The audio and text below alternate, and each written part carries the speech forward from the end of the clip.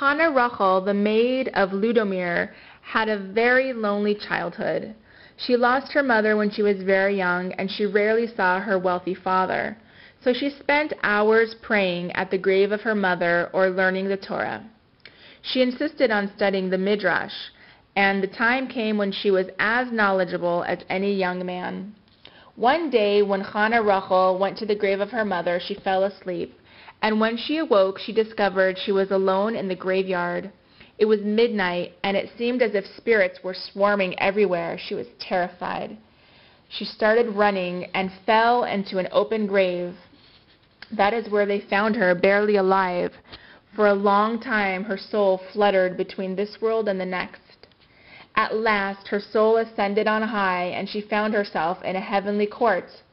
There she was told that she was to receive a new soul, and this indeed is what happened.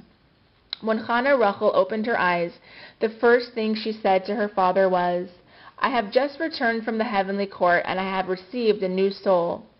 After that, Chana Rachel wrapped herself in a tallis and put on tefillin. At her father's funeral, she recited Kaddish for him, and she spent her days in the study of Torah, delving into the mystical texts. In time, her wisdom was recognized, and she was regarded as a rabbi among some of the Hasidim. A synagogue was built in her honor, with her room attached to the house of study.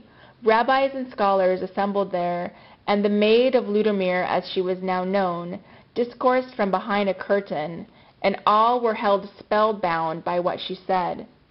A time came when the maid of Ludomir decided to ascend to the Holy Land. There in Jerusalem, she met an old Kabbalist who was a descendant of the great Yemenite Mikubal, Rabbi Shalom Shabazi. The old Mikubal recognized the great knowledge of the maid and how great was her longing for the Messiah. He too, as he neared the end of his life, had grown impatient for the coming of the Messiah. They decided to meet on a certain day at twilight to pronounce the prayers that would make the footsteps of the Messiah heard in this world. The place where they had met was one of the hidden caves leading directly to the Holy Land, through which the bones of the righteous will roll to reach the Mount of Olives in Jerusalem, where the resurrection of the dead will take place. The maid of Ludomir came to the cave on that day, but the old Kabbalist was late.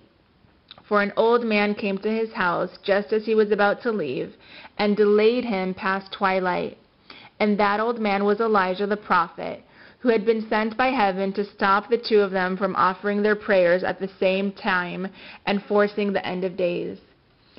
When the old Kabbalist did not arrive, the maid of Ludomir went ahead without him, so great was her longing. She prayed the prayers of unification and pronounced the secret name of the Prince of the Torah. And at that instant, her soul took flight and returned to its place on high. Nor could the old Kabbalist ever find the entrance to that cave again when he searched for her, and no one knows where her bones are to be found. This story comes from Gabriel's Palace, Jewish Mystical Tales, selected and retold by Howard Schwartz.